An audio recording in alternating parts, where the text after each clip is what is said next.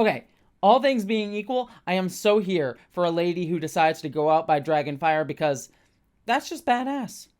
Hello interwebs, I hope you're all doing well because I'm here to review the latest episode of The House of the Dragon, this time Season 1, Episode 6, The Princess and the Queen. So, lot to talk about with this episode because we got not only another time jump in this series, but the biggest time jump that this series has done so far, one that I think many of us were kind of anticipating and wondering when it was going to come, because we knew at some point in the series we were going to take a huge time jump, this time 10 years, that was going to basically recast the entirety of our younger cast of actors here. And so that was going to bring with it a lot of baggage for the show, not only in terms of what we are going to be skipping over in those 10 years, but also asking us to reinvest in kind of different portrayals, even though they are continuing off of the portrayals of the younger actors, but new and different portrayals by different actors of these same characters that we were still just starting to invest in at the sort of midpoint of this season so far, and the midpoint of this early part of the show. So there's a lot that this episode had to do, and I think for the most part it does it well in certain areas and falters in others. And we'll get into some of the nuance of all of that. But I think that this time jump comes at a particularly interesting place that I think for me, while I am overall positive on this episode and the series as a whole, I think kind of underscores some of the problems that I have with the series overall, and am actually not just going to be talking about in this review, but I actually, full disclosure, wrote a 12-page essay today that I'm going to probably film and edit this week and put up on my main channel at some point in the near future, depending on when and if I have time to edit stuff, because I feel like there's an interesting nuanced conversation about how this show is wanting to tackle these themes of patriarchy and women's places within it, and sort of this hyper patriarchal and authoritarian world that Westeros is, and specifically the sort of Seven Kingdoms, but also how that's sometimes at tension with how it depicts women and marginalized people within this show, namely how sometimes it doesn't fully empathize with them and uses them as props at certain points, and other times I think does some fantastic work to really get us inside of their heads and really have us see what they're going through and the nuanced struggles that they have to deal with. And I think that nuanced conversation is some interesting tensions that I really want to explore when talking about this show, in a way that's not like, show is great at this, show is bad at this, because people always want to say like, oh, you think show is horrible, or you think show is perfectly great. It's like, no, I think there's interesting nuance, and I think this episode in particular highlights all of that. So let's get into it. I'm kind of talking generalities here just because I've been in a kind of overall series mindset writing that essay today, but let's talk about this one specifically. So the biggest hurdle, like I said, that this time jump had to deal with was getting us to reinvest in these characters, not only after a huge length of time, but in new performers. I really, really loved the actors, specifically the actor who played Rhaenyra in the past 5 episodes, and also a few of the other ones like Alicent was great as well. And so to recast them is going to be a big jump to have me like reinvest in them. And I also, by the way, I misgendered the actor who is playing Rhaenyra in the show. They are actually non-binary. I called them she in a previous review. But they do a great job really bringing us into this now older Rhaenyra right from the very first scene. I think that this opening shot where we have a long take just on Rhaenyra giving birth was fantastic on several levels. Not only is it a great sequence just for the actor getting to portray these like varied emotions for Rhaenyra, like going through like the pain of childbirth and the relief at seeing her child, and then the frustration and anger that she feels when she hears like, oh, the queen wants your son right now so she can see it. It's just a great acting portrayal, but it also like gives us a moment to like sit with this new actor and like as an audience be like, oh, this is Rhaenyra, but this is like a new actor playing her. And so we get like a moment to like really revel in that, then also empathize with her and really feel her character again, and like get us like moments to like, oh, like put my heart into her character again in a way that I might have been a bit more distant if like we just got a scene where, oh, the character showed up and played by a new actor now, might have done. And so I think this was a really intelligent moment to like really bring us in with this character and this new version of the character after this 10-year time jump.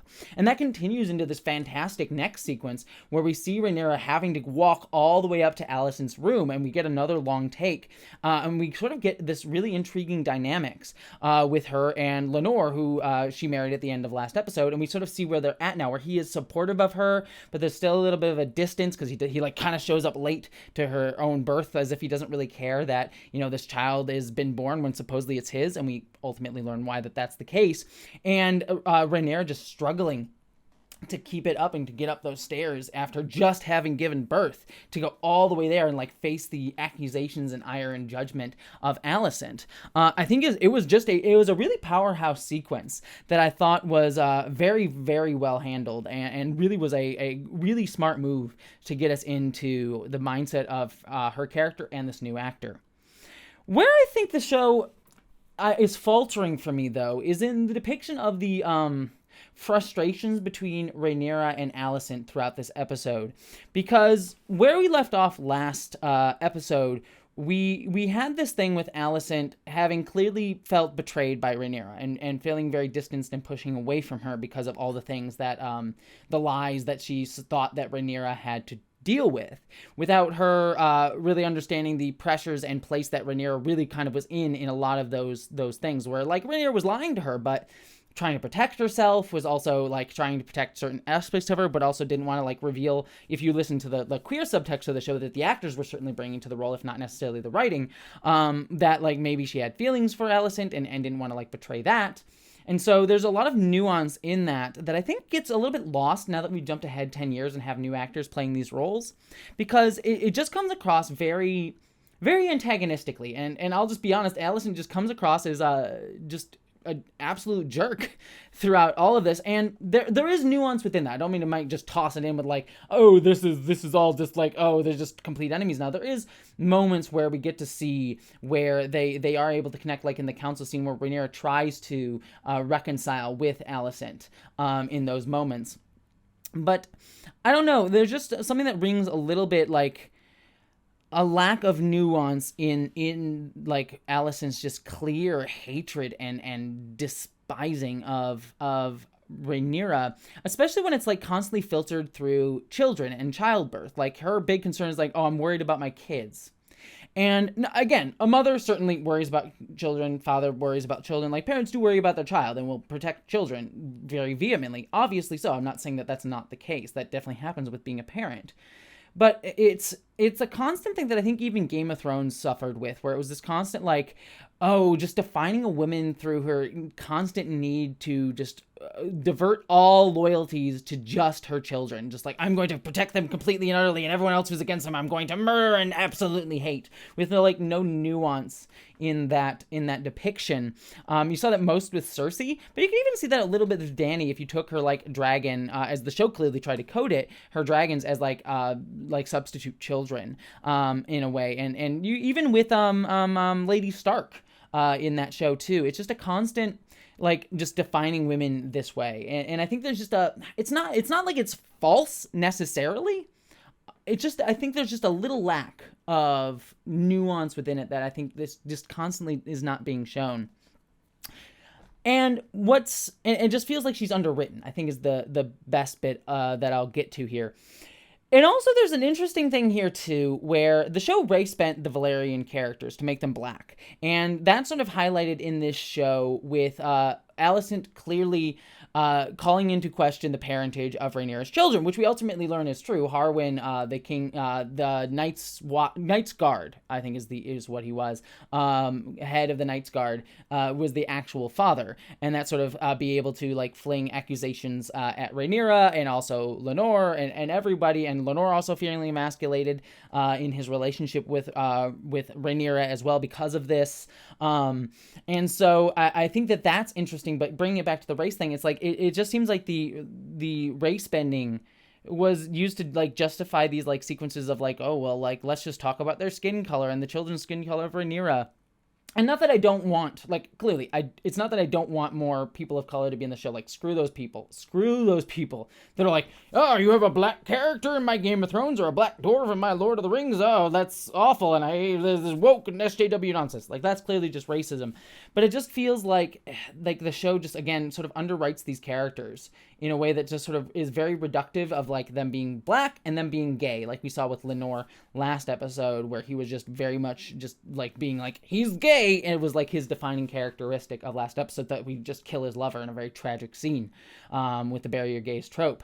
And so it ultimately feels like there's no real nuance in that portrayal either.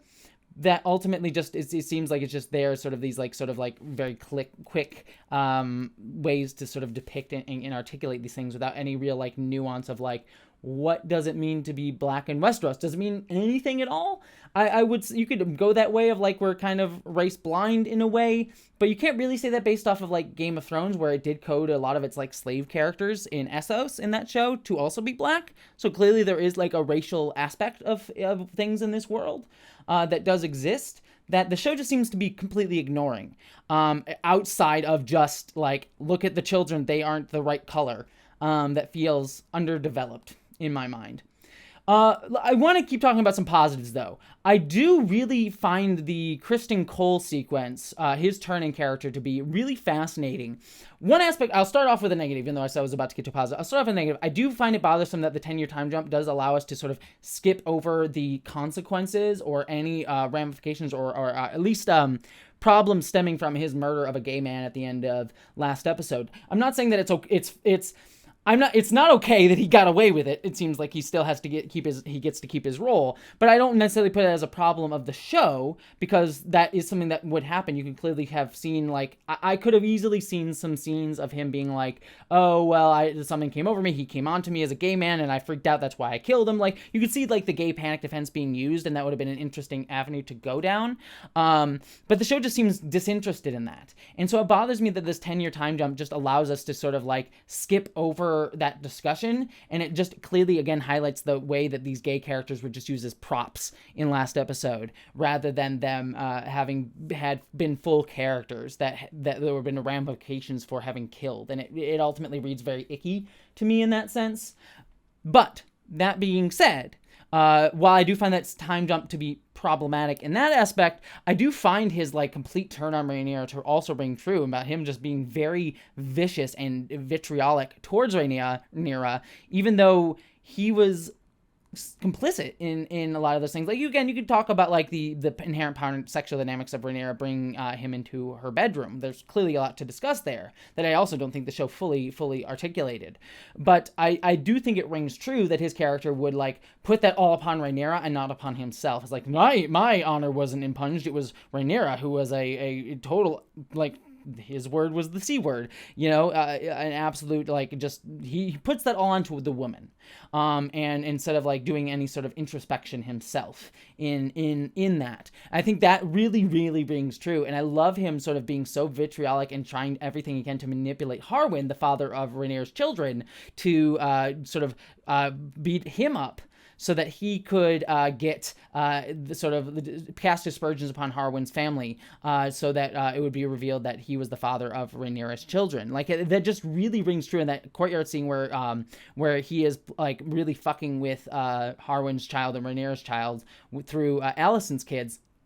Really just, I was like, ooh, that was the interesting dynamics of that I thought were fascinating and just really all really worked.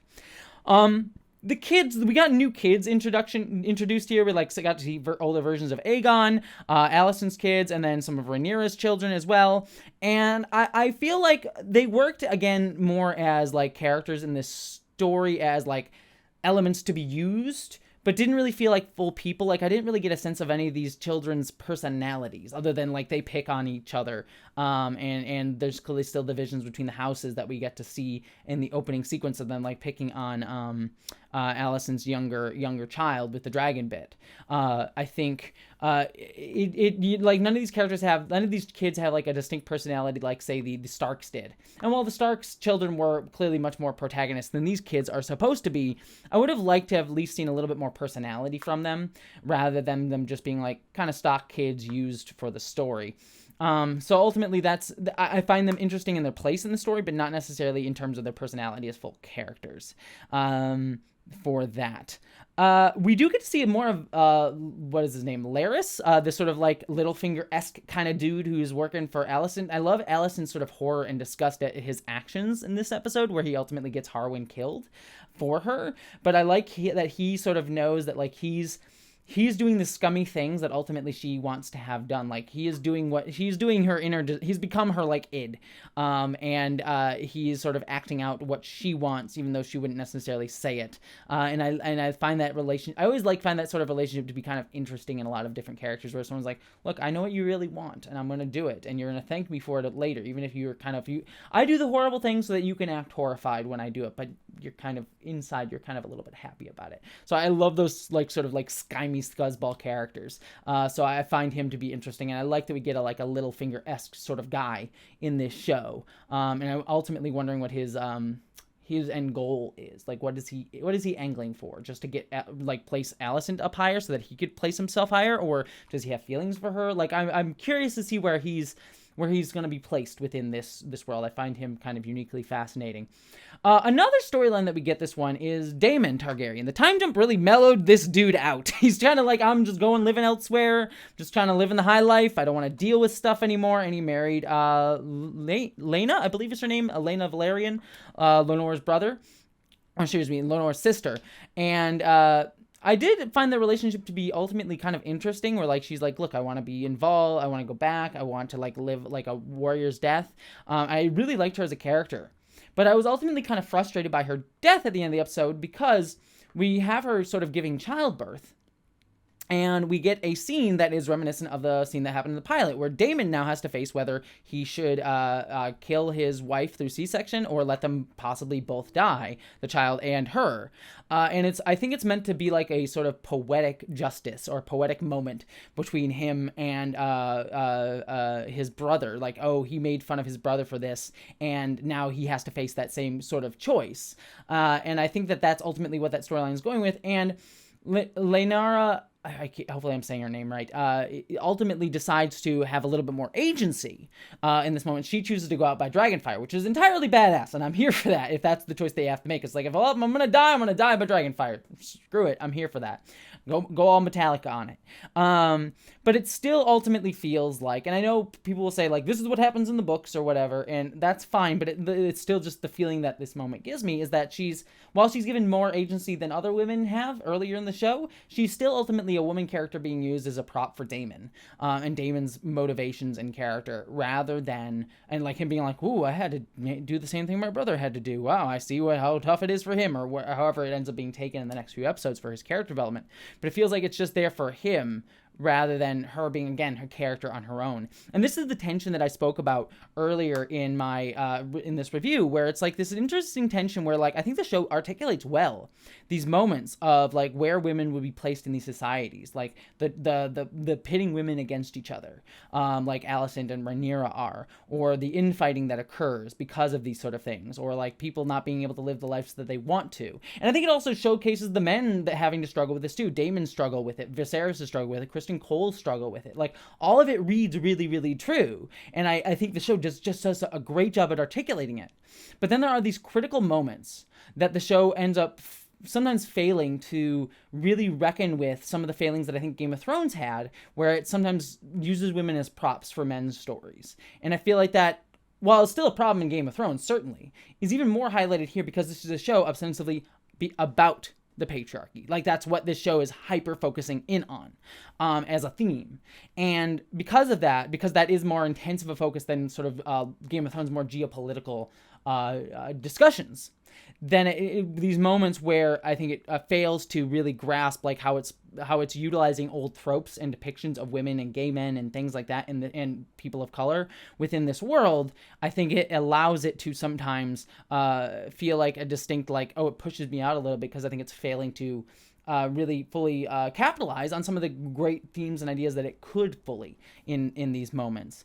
That's sort of where I'll leave this. I'm sure there's a couple things that I missed here and there, but I've been talking for about 20 minutes here, and I think that I think it's interesting. Again, I wish to be very, very clear because I know there's going to be someone, and most people you are here for the nuanced discussion, but I just sometimes feel like I need to over-articulate this because there's going to be someone in the comments that like, Jesse, you hated this. You say you hate the show or you want the show to say men bad. I'm like, no. I don't want the show to say men bad. I'm fine with the show I like the nuanced depiction of men that the show has. I think it's really an intriguing one, and it showcases how men also deal with these problems. But I also feel like the show sometimes does really well at bringing us into like characters like Rhaenyra, but also sometimes fails in having sort of nuanced discussions about these elements in certain aspects too. And that's me saying that the show is an imperfect beast, not that it is a absolute shit show. I think it's one of the best shows that's on right now. I'm really enjoying it, but it has failings. And I think that those failings are intriguing to me to discuss. But that's my thoughts. I'd love to hear your thoughts. What did you think of this episode of The House of Dragon? I'd love to hear all that down below. Don't forget to subscribe. I'm going to be reviewing more shows on this channel. Star Wars Andor coming up, I think, next on Tuesday. I think that's the next thing I'm going to be reviewing on this channel. But beyond all of that, thank you so much for being here, and I hope you all, my friends, live long and prosper.